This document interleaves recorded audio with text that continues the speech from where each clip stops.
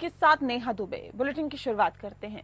गिल की उपस्थिति में संपन्न हुए प्रदेश में लचर कानून व्यवस्था को लेकर विधानसभा घेराव की रणनीति पर चर्चा की गई और बालोदा बाजार में घटित आगजनी, प्रदेश में अपहरण, लूटपाट, हत्या और आगजनी की घटना के संबंध में चर्चा, केंद्र की एनडीए और राज्य की भाजपा सरकार के खिलाफ जनहित के मुद्दों को लेकर आंदोलन की रणनीति पर चर्चा की गई। रायपुर दक्षिण विधानसभा उपचुनाव की तैयारी एवं रणनीति पर चर्चा की गई। आने वाले नगरीय निकाय चुनाव की रणनीति और इसकी तैयारी के साथ ही संगठनात्मक कार्यक्रमों को गति प्रदान करने पर चर्चा की गई।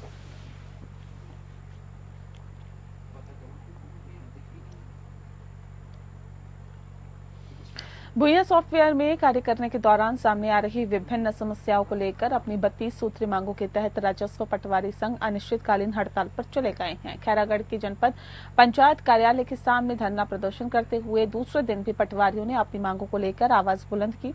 भुइयां सॉफ्टवेयर के माध्यम से जमीन से संबंधित रिकॉर्ड सहित अन्य महत्वपूर्ण चीजों को ऑनलाइन किया जा रहा है, लेकिन इस सॉफ्टवेयर में काम करने के दौरान पटवारियों को विभिन्न समस्याओं से जूझना पड़ रहा है। इसको लेकर राजस्व पटवारी संघ द्वारा भुइयां सॉफ्टवेयर में व्याप्त 32 समस्याओं के निराकरण की मांग रखी गई थी और मांग पूरी नहीं होने पर पटवारियों ने अनिश्चितकालीन हड़ताल की शुरुआत कर दी।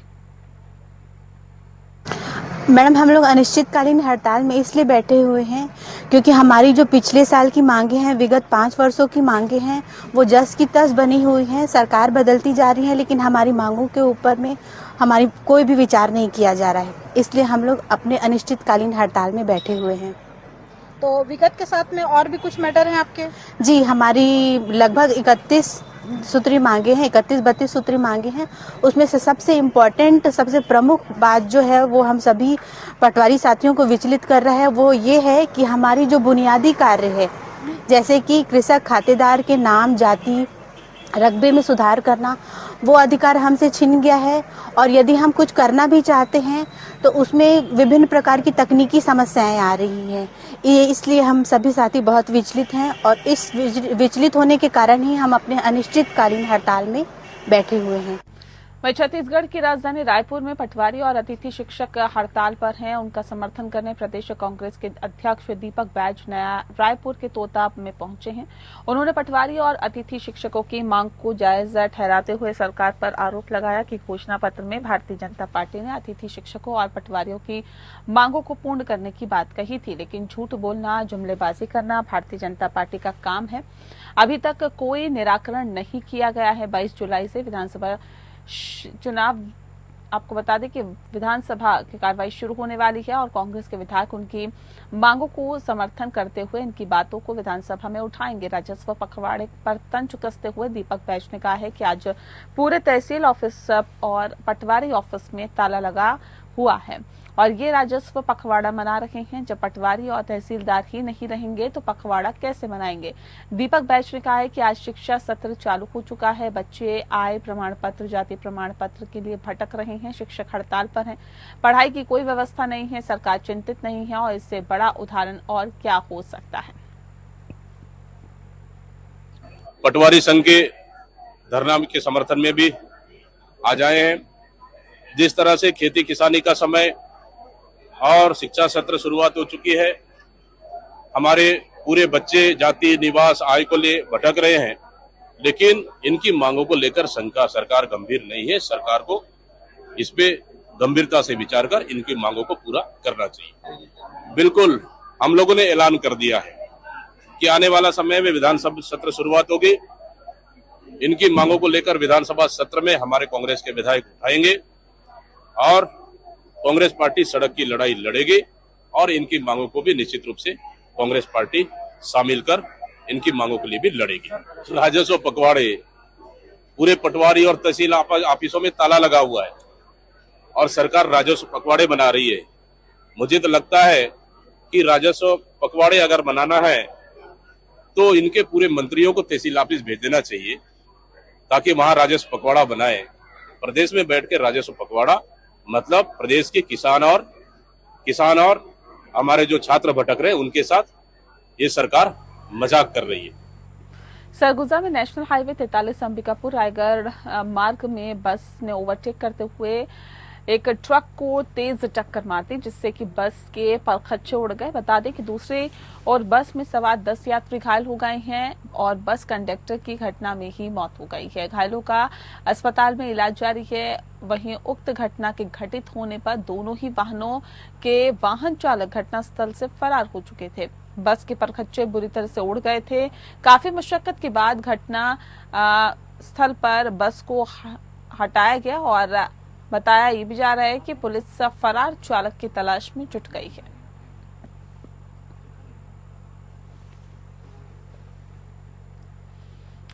वहीं छत्तीसगढ़ के बलौदाबाजार जिले में एक बार फिर से तेज रफ्तार का कहर देखने को मिला है। सड़क हादसे में 3 युवकों की मौत हो गई है। तेज रफ्तार बाइक के पेड़ से टकराने से यह हादसा हुआ है। दुर्ग जिले के विनायकपुर के रहने वाले तीनों युवक सिया देवी मंदिर से पूजा कर वापस लौट रहे थे और सभी इस हादसे का शिकार उस वक्त हो गए।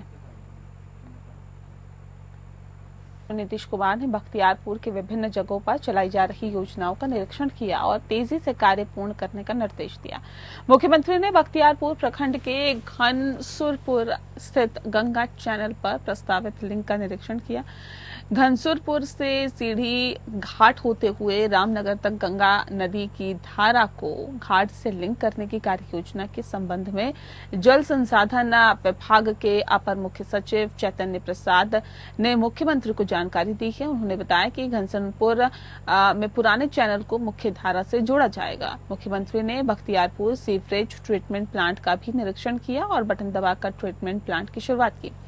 बख्तियारपुर नगर निकाय के अंतर्गत आने वाले 8 नालों के पानी का इस सीवरेज ट्रीटमेंट प्लांट में शोधन किया होगा। आपको बता दें कि बख्तियारपुर इंजीनियरिंग कॉलेज से निकलने वाले सीवरेज के पानी का भी इस प्लांट में शोधन होगा। इससे बख्तियारपुर नगर निकाय के सभी 27 वार्डों के नागरिक लाभान्वित हो सकेंगे। शोधित पानी को बगल में निर्मित पोखर में गिराया जाएगा। इससे जल संरक्षण भी होगा। यहाँ पौधारोपण भी कराए जाएंगे, जिससे कि ये क्षेत्र हरा भरा दिखाई देगा।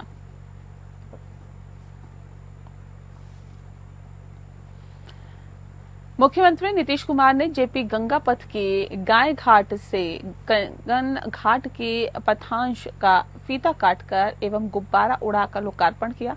लोकार्पण करने के पश्चात ही मुख्यमंत्री गाय घाट से कंगन घाट तक बने पथ का निरीक्षण किया गया और पटना घाट पर आयोजित कार्यक्रम में पथ निर्माण विभाग के अपर मुख्य सचिव प्रत्यय अमृत ने मुख्यमंत्री को ड्रोन से तैयार किए गए वृत्त चित्र के प्रस्तुतिकरण के माध्यम से जेपी गंगा पथ परियोजना के बचे हुए कार्य की प्रगति की जानकारी दी।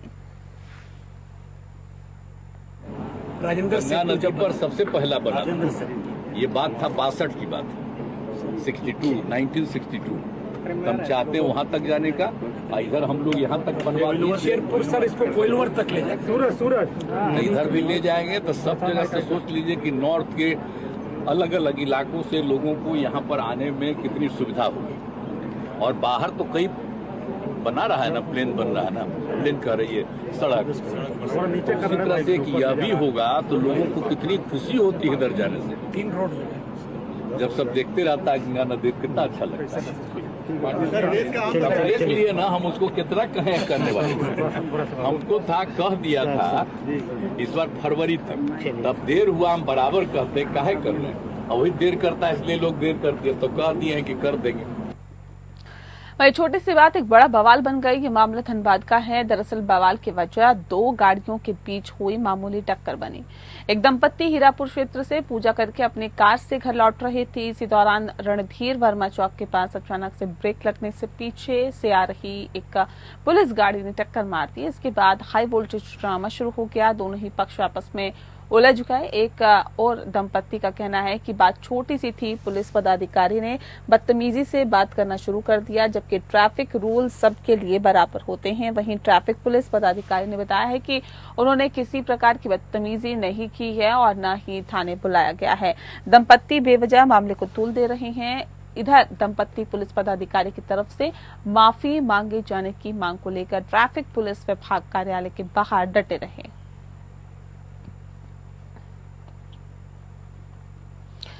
जगन्नाथपुर थाना क्षेत्र स्थित डीपी ज्वेलर्स में हुए 1 करोड़ 30 लाख रुपए की लूट कांड का रांची पुलिस ने खुलासा कर दिया है।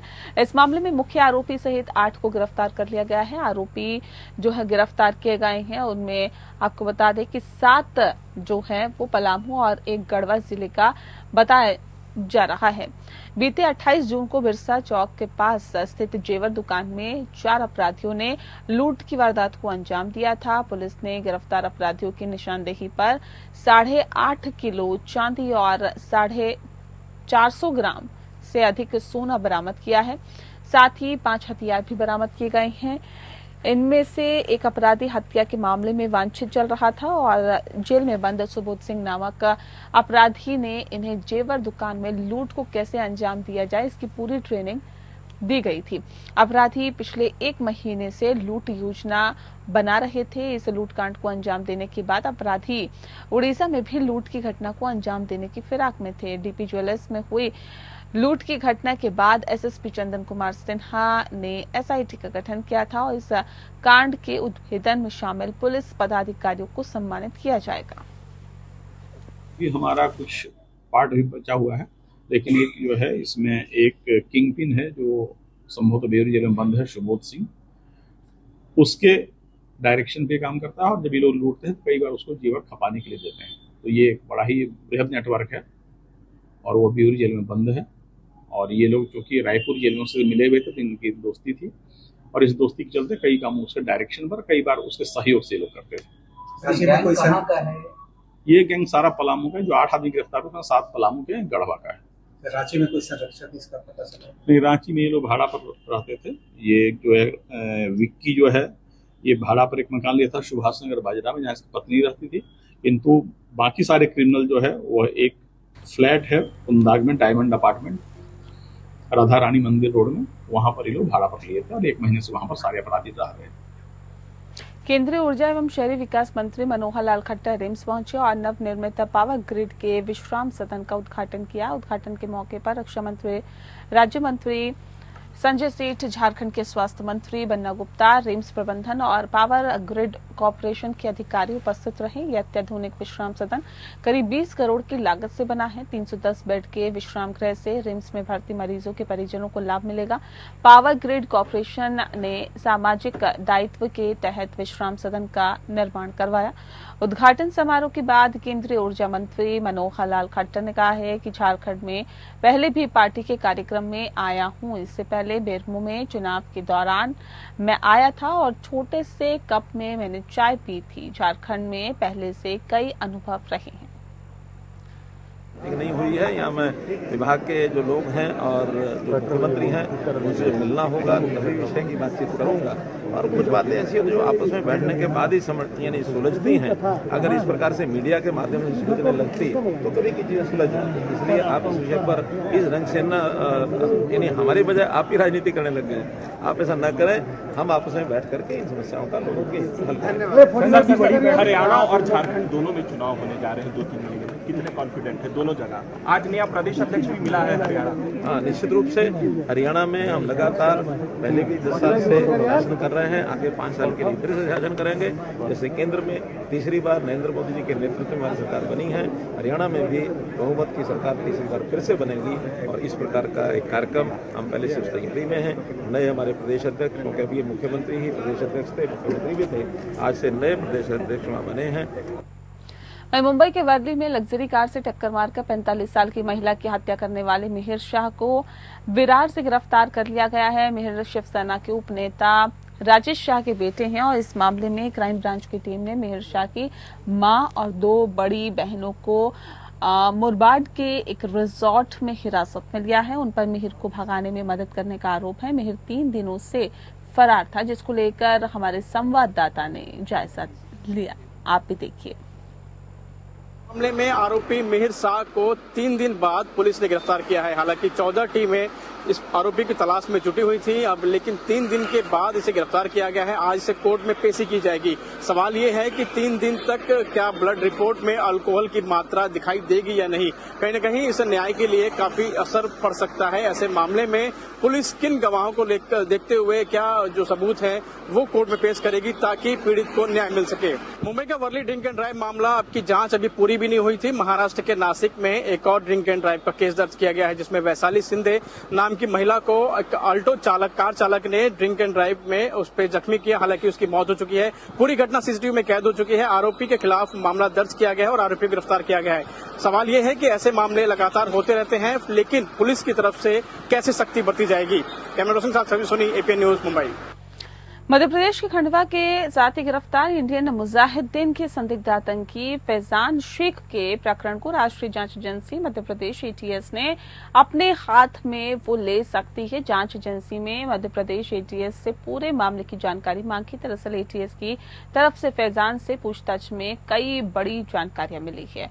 उसके मोबाइल फोन में रक्षा और पुलिस अधिकारियों के परिवार के अन्य सदस्य के साथ फोटो मिले हैं। इस कारण एनआईए इस मामले को बेहद गंभीरता से ले रही है। बता दें कि मध्य प्रदेश एटीएस ने 4 जुलाई को फैजान को गिरफ्तार किया था। उसके पास से पिस्टल और 4 मोबाइल फोन भी जब्त किए गए हैं। एटीएस के थ्रू है ना, उन्हें स्वास्थ्य परीक्षण के लिए लाया गया था। तो स्वास्थ्य परीक्षण में तो नॉर्मल थी, पुरानी बीमारी थी उनके, लेकिन उसका इलाज हो चुका था। स्टोन की बीमारी थी तो उसमें उनको राहत मिल चुकी थी। हमने स्वास्थ्य परीक्षण किया, वो सब नॉर्मल रहा। शरीर पर कोई चोट के निशान नहीं, कोई चोट के निशान। आपका नाम और क्या कुछ पाया गया? नहीं, कुछ भी नहीं रहा, नॉर्मल रहा है पूरा। उन्हें कोई दिक्कत नहीं थी। वो स्वास्थ्य में भी पुराना भी कोई कुछ नहीं था और अभी रिसेंट में आज की तारीख में भी कुछ नहीं था। सर आपको परिचय था? मेरा डॉक्टर धर्मेंद्र पाटिल, चिकित्सा। और इसी के साथ फिलहाल इस बुलेटिन में इतना ही। मुझे दीजिए इजाजत। नमस्कार।